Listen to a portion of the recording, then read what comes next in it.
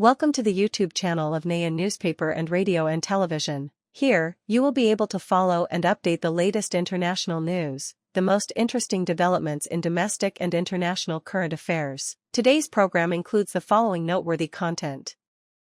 In an interview at the Janty European Strategy Conference in Kiev aired on September 14th, Ukrainian President Vladimir Zelensky said he was ready to meet directly with Russian leader Vladimir Putin to negotiate an end to the conflict. Regarding the possibility of a meeting between the two Russian and Ukrainian leaders, Zelensky said, "Sometimes we need to do it, even if we don't like to meet in person." In the interview, President Zelensky said that achieving peace must first include a ceasefire. So there is a hierarchy of points to discuss. First, we need a meeting on the results of the ceasefire, and he is not ready for that right now. Then, if he wants to talk about the territory and some historical issues, I am ready to talk to him. But not through the United States, not through Europe, that we need their support, but not through them. Earlier, at a press conference after his visit to China, President Putin said he was ready to invite Mr. Zelensky to Moscow if the Ukrainian leader was ready for a meeting.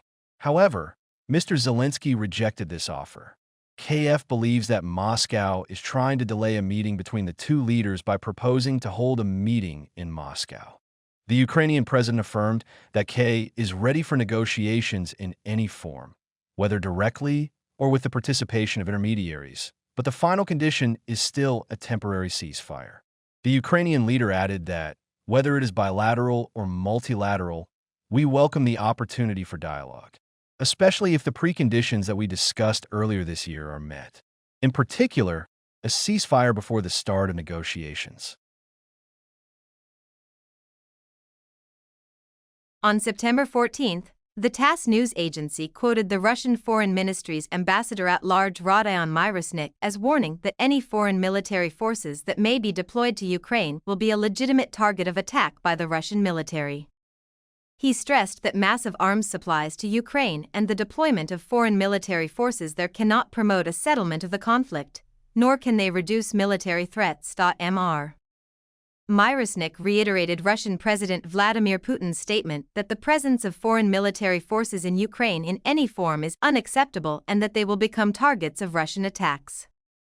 The Russian diplomat warned that, firstly, this is unnecessary because their presence has no practical meaning. This is just an attempt to control the territory.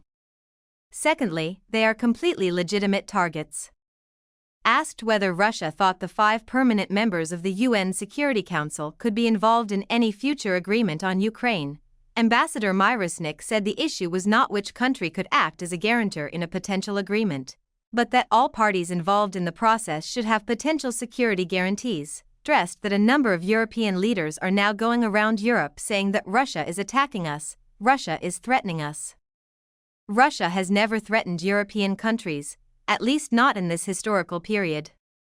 Meanwhile, European countries have been pouring weapons into Ukraine to use it as a weapon against Russia. So security guarantees should be given to all parties involved in the process. He noted that some European countries and Ukraine are trying to misinterpret the concept of security guarantees, including adding elements such as unlimited military forces, foreign troops. Mr. Myrosnik said that this is the delusion of extremists in Europe and Ukraine. They simply seek to distort the security guarantees or exclude the key provision that Russia has put forward, namely the demilitarization of Ukraine. This means that the main problem is the threat from Kiev. Therefore, any actions by Ukraine to restore or maintain relations with Russia are unacceptable. Also said that security guarantees are fundamentally necessary for countries to feel at peace, develop normally, and live in a good neighborly atmosphere. Earlier this September, President Vladimir Putin announced that Russia would consider foreign troops on Ukrainian territory as legitimate targets of attack and that the deployment of foreign troops would be unnecessary if a peace agreement was reached. President Putin said that there would be no need to deploy Western troops on Ukrainian territory after the peace agreements were signed.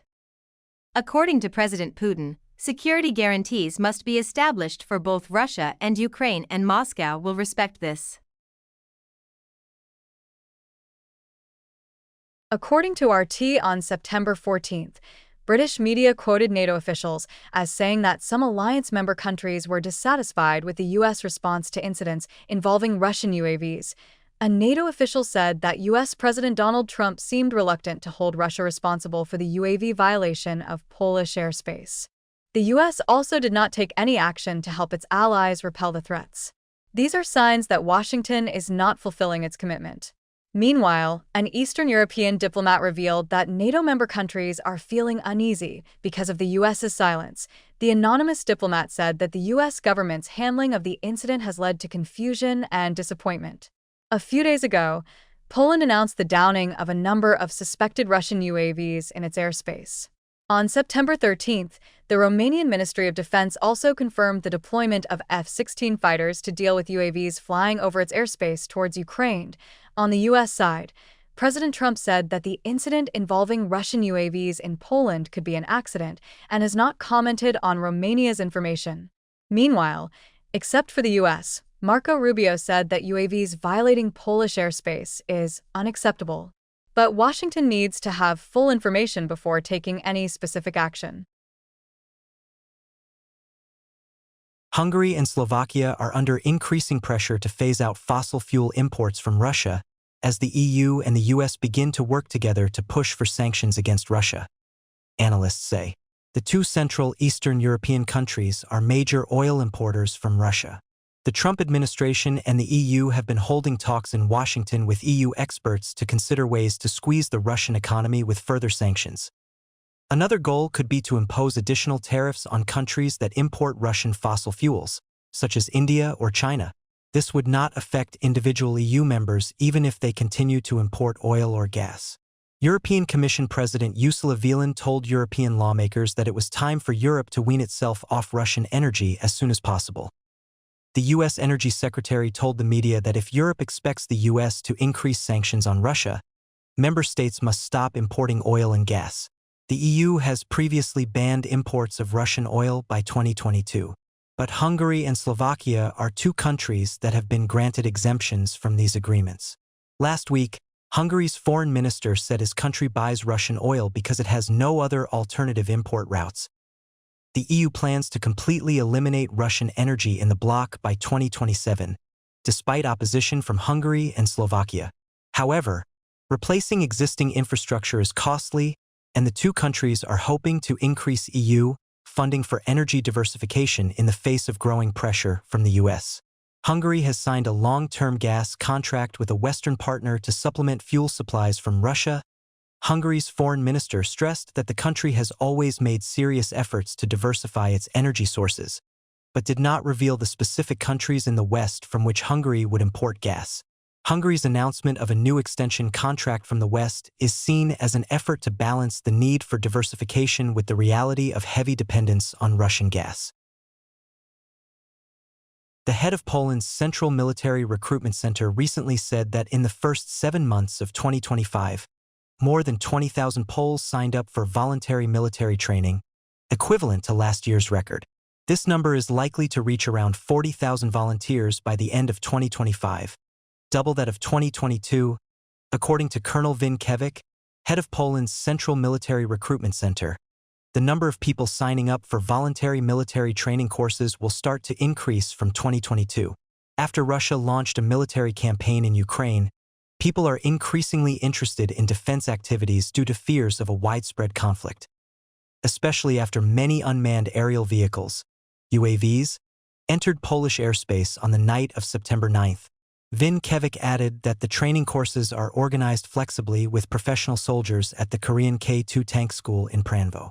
After training, volunteers can choose to continue their service in the Army, as professionals join the WOT Territorial Defense Force, or continue to serve in the active or passive reserve. 6 km from the Russian border in northern Poland, Agnieszka Zarusak is digging a trench. Fears of a possible war with Russia have fueled her desire to protect her family, including her 13-year-old son. "I will do anything to keep him safe and I will fight to protect him," Zarusak said, wearing a camouflage-painted military uniform.